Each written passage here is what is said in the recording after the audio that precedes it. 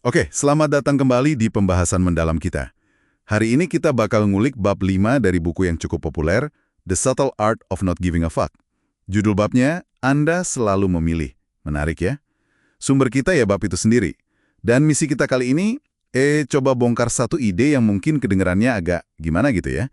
Idenya tuh, kita justru bisa jadi kuat kalau kita ambil tanggung jawab, bahkan buat hal-hal buruk yang, ya bukan salah kita sama sekali. Betul banget, konsep tanggung jawab ini kunci di bab ini. Di awal bab ada analogi bagus soal lari maraton. Coba bayangin deh, jaraknya sama, sakitnya mungkin sama, tapi rasanya pasti beda jauh kalau kita lari karena ditodong senjata, Wah iya, dibanding kalau kita memang milih buat latihan, terus finish, didukung teman, keluarga. Beda banget kan? beda banget. Dan itu dia intinya. Perbedaan antara pengalaman yang katakanlah nyakitin sama yang bikin kita merasa berdaya, itu seringkali ada di situ. Di perasaan bahwa kita milih ini, kita yang pegang kendali, kita yang bertanggung jawab atas gimana kita menghadapinya.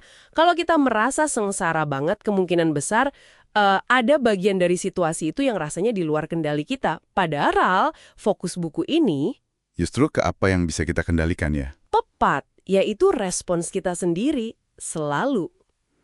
Oke, masuk akal. Nah, buku ini terus cerita soal William James, tokoh psikologi itu kan ya. Dia kan katanya banyak masalah tuh, kesehatan, gagal ini, itu, depresi.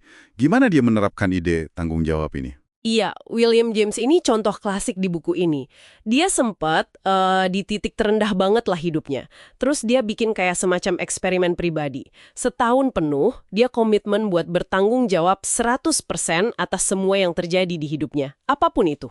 Wow, 100%? Berat juga ya kayaknya. Berat, tapi hasilnya luar biasa buat dia. Dia bangkit jadi pelopor psikologi Amerika.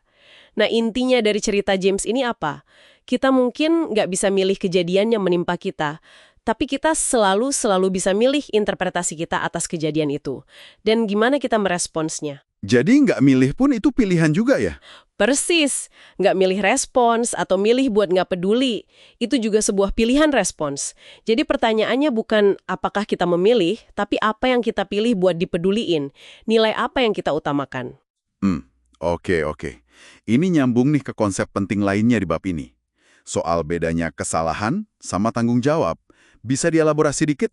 Bisa. Ini sering ketukar soalnya. Kesalahan atau fault itu biasanya nunjuk ke masa lalu. Siapa yang bikin kejadian ini terjadi.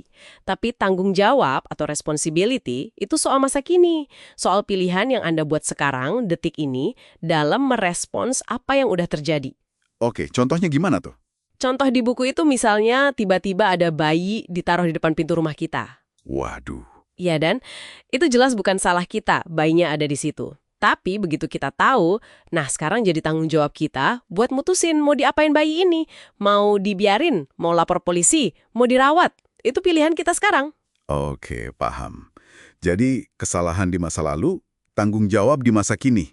Kayak cerita penulisnya sendiri ya, soal pacarnya yang selingkuh itu. Nah, contoh bagus itu. Jelas pacarnya yang salah yang berbuat kesalahan. Tapi penulisnya sadar, dia nggak bisa terus-terusan nyalahin pacarnya buat perasaannya sendiri. Betul. Dia yang bertanggung jawab atas sakit hatinya, marahnya, dan gimana dia mau pakai pengalaman pahit itu buat, ya, jadi lebih baik ke depannya. Tepat sekali. Nyalain orang lain itu mungkin bikin lega sesaat, tapi nggak menyelesaikan masalah kita kan? Nggak bikin kita maju. Iya, cuma muter-muter di situ aja ya. Yang memberi kekuatan ya tanggung jawab atas respon kita itu. Oke, tapi ini kadang jadi tricky kalau kita ngomongin tragedi yang benar-benar besar. Yang jelas bukan pilihan kita sama sekali. Kayak contohnya Malala Yousafzai yang ditembak itu. Gimana prinsip ini jalan? Itu bukan salah dia sama sekali. Tapi yang dia pilih adalah responsnya setelah itu. Dia memilih untuk nggak diam, dia memilih untuk tetap bersuara, jadi simbol perjuangan pendidikan. Jadi pilihannya di responsnya ya? Iya, rasa sakitnya pasti luar biasa, traumanya nyata. Tapi dia mengambil tanggung jawab atas makna dari kejadian itu buat hidupnya dan buat dunia. Atau contoh lain, ayah yang kehilangan anaknya. Itu kehilangan yang tak tergantikan, bukan salah dia. Tapi dia tetap bertanggung jawab atas reaksinya. Bagaimana dia memilih untuk melanjutkan hidup setelah tragedi itu. Jadi kayak analogi main poker di buku ini dong ya? Kita nggak bisa milih kartu yang kita dapat dari awal. Persis. Kartu itu bisa genetika kita. keadaan keluarga, kejadian tak terduga, apapun lah, kita nggak milih itu. Tapi kita 100% bertanggung jawab, gimana cara kita mainin kartu itu? Betul, kita semua punya kartu beda-beda. Ada yang bagus, banyak yang mungkin kurang bagus, ada bekas lukanya masing-masing. Contoh pasien OCD di buku. Mereka nggak milih punya gangguan itu, tapi mereka bisa memilih untuk menerima kondisi ini, lalu fokus pada nilai lain yang lebih penting buat diperjuangkan, daripada habis energi ngelawan kondisinya terus-menerus. Mainkan kartu sebaik mungkin ya. Itu dia. Ngomong-ngomong soal menyalahkan, buku ini juga nyinggung fenomena gaya korban atau victimhood chic. Apalagi di medsos ya, kayaknya gampang banget orang merasa jadi korban hal-hal kecil. Iya, ini fenomena menarik sekaligus agak mengkhawatirkan ya. Menyalahkan orang lain, merasa jadi korban, itu rasanya enak sesaat. Dapat simpati, merasa benar. Tapi Nggak memberdayakan sama sekali ya. justru sebaliknya, itu melemahkan. Karena saat kita menyalahkan, kita seolah-olah ngasih remote kontrol perasaan dan kebahagiaan kita ke orang atau situasi lain.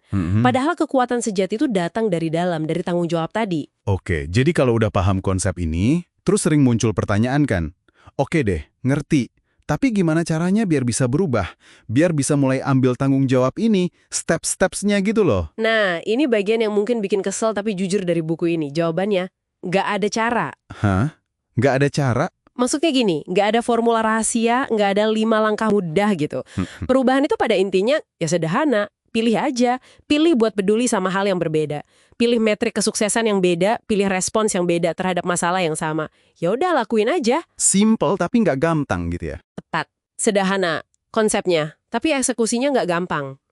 Kenapa? Karena pasti ada rasa nggak nyaman, ada ketidakpastian, mungkin kita bakal ragu, mungkin gagal di awal. Tapi itu semua bagian dari proses.